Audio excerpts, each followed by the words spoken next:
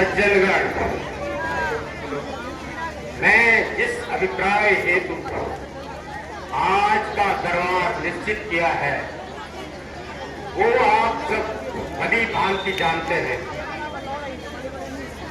यह चीज आपसे छुपी नहीं है कि मेरी अब चौथी अवस्था आ गई है। इस हेतु वेदों की आज्ञानुसार अब ये राजपाट मुझे अपने उत्तराधिकारी को दे देना चाहिए। मेरी अपनी खुशी से राम को अब इस राज्य का युवराज बना दिया जाए और यह सूर्यवंशी ताज उसी के माथे पर पहना दिया जाए। वह चारों भाइयों में बड़ा है तथा हर कार्य में हर तरह से योग्य है। कहिए आप सबकी क्या राय है? उत्तम विचार राजन, आपने सही समय पे सही निर्णय लिया है। बालक चारों जवान है और हर फन में सक्षम है। और फिर पुत्र राम की तो बात ही अलग है।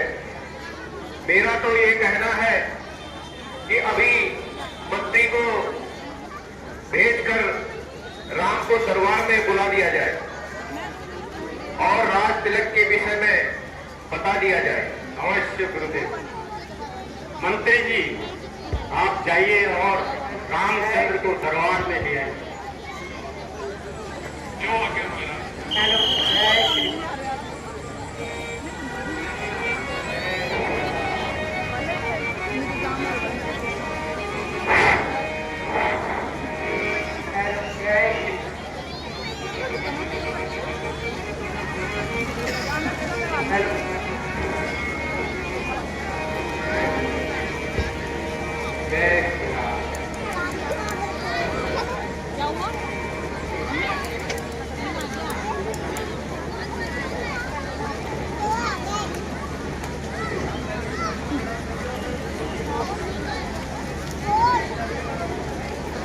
पिताजी प्रणाम।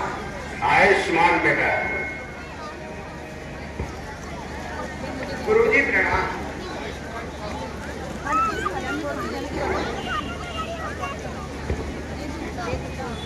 बेटा आज सभा के कार्यक्रम और जनता की इच्छा अनुसार तुम्हें कल राज तिलक दिया जाएगा और अयोध्या का यह विशाल राज्य तुम्हारे अधीन किया जाएगा। ये आपकी आज्ञा शिरोधार्य है पिताजी। अच्छा ठीक है, अब आज की सभा यहीं पे विसर्जित की जाती है और कल का दिन राज तिलक के लिए निश्चित किया जाता है।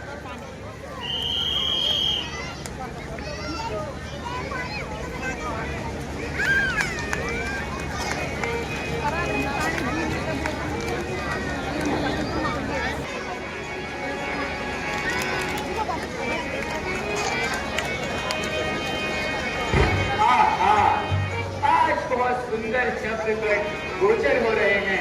प्यारी अयोध्या नगरी तू धन्य है।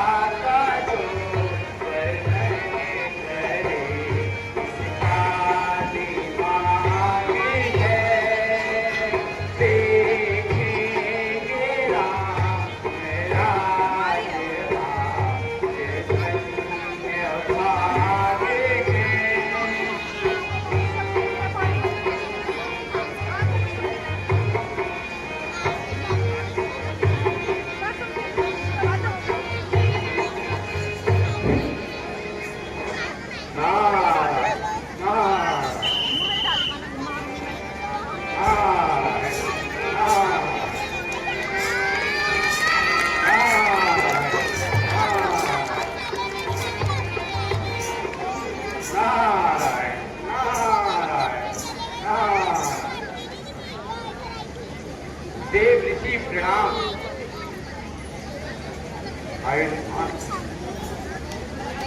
देव ऋषि हमारे अहो भाग्य हैं जो कि इस हर्ष के अवसर पर आकर के दर्शन दिए। नारायण नारायण नारायण। लक्ष्मण जी आया तो हूँ, किंतु रुक क्यों गए देव ऋषि? बस ऐसे ही जरा मन भारी भारी सा हो रहा है। तो क्यों? लक्ष्मण जी, मैं अपने मुंह से नहीं कहना चाहता। जो होनी होती है उसका ज्ञान तो सभी को होता है। नारद जी, अब तो मैं अवश्य ही पूछने की हट करूंगा। तो सुनिए लक्ष्मण जी, आप जिस खुशी का अनुभव कर रहे हो वह तो क्षणिक मात्र है। वह कैसे? अब तो राज्य आज्ञा भी हो चुकी है। तो मुझे भी ज्ञात है लक्ष्मण जी, किंतु आपके महलों में तो दूसरे ही प्रकार की मंत्रणा चल रही है। मंत्रणा? वह कैसी मंत्रणा? आप स्पष्ट ही कहिए, लक्ष्मण को भ्रम में न डालिए। नारायण नारायण। तो अब मैं स्पष्ट ही कह देता हूँ कि कल रामचंद्र जी का राज्याभिषेक न होकर भरत जी का राज्याभिषेक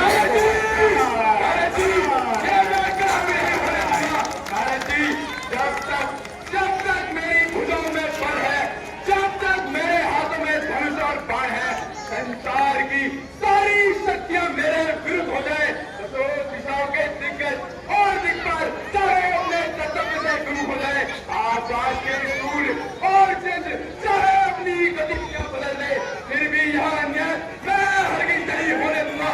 और भरत को राज्य के दिल में कदापि नहीं बैठने दूंगा।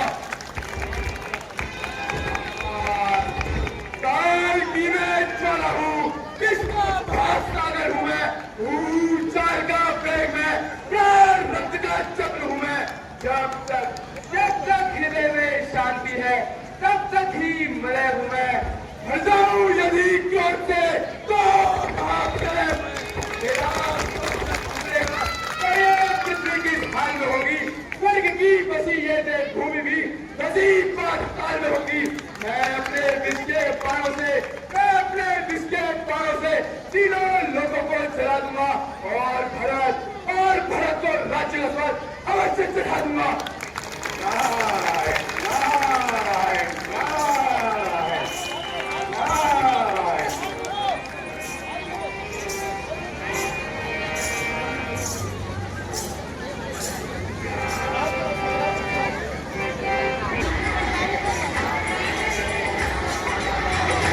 श्रीमन्नारायण नारायण नारायण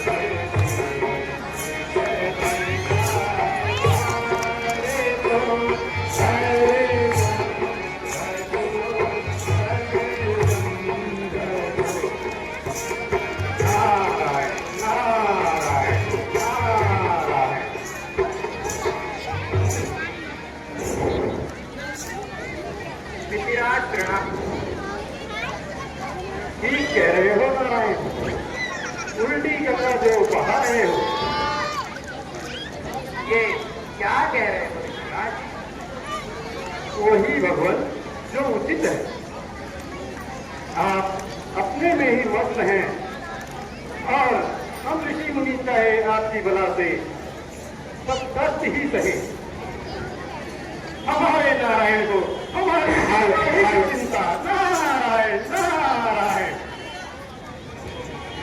रावण आदि राक्षसों को मारने हेतु हमारे नारायण ने मेरा साथ दिया था, किंतु इस भूल में आकर आप सब कुछ भूल बैठे हो प्रभु। नारायण नारायण नारायण। हाँ, ठीक कह रहे हो, किंतु रावण आदि दानवों को मारने का अभी तक हुआ है। नारायण नारायण नारायण। तभी तो कहा प्रभु, अब तो आपको समय का भी ज्ञान नहीं है प्रभु। तो क्या त्रेता युग का प्रथम चरण गया?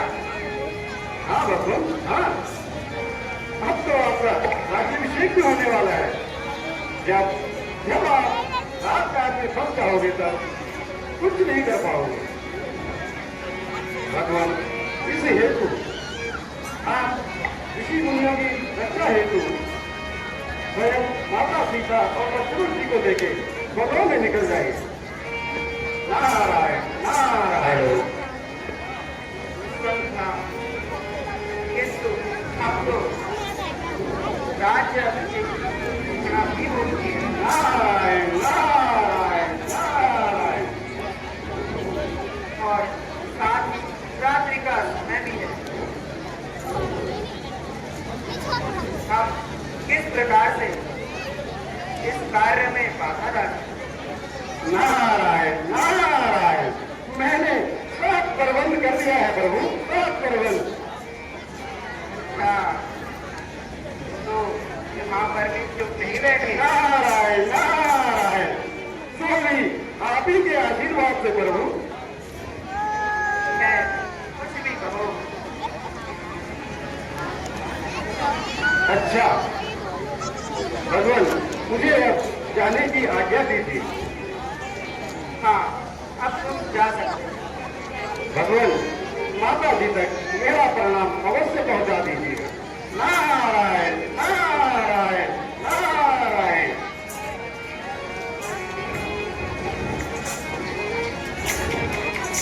नारायण